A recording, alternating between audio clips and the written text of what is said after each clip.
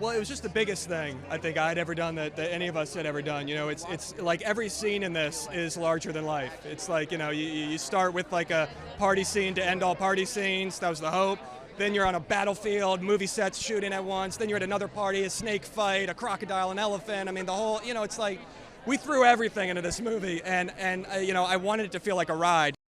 We packed everything into this movie, so it's a full meal.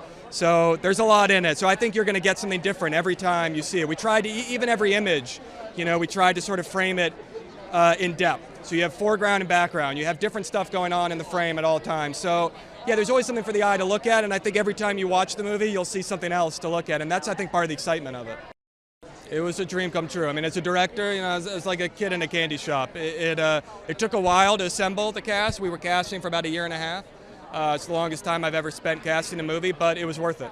It's comedy and tragedy. It's got both in it. And I think people, you know, actors of the level of Margot or Brad or Gene or Giovanna Depo or, you know, Diego, what they can do is they bring this humanity to it. So no matter how, you know, outrageous the stuff you see on screen is, and there's a lot of outrageous stuff in this movie. You know, Margot fights a snake.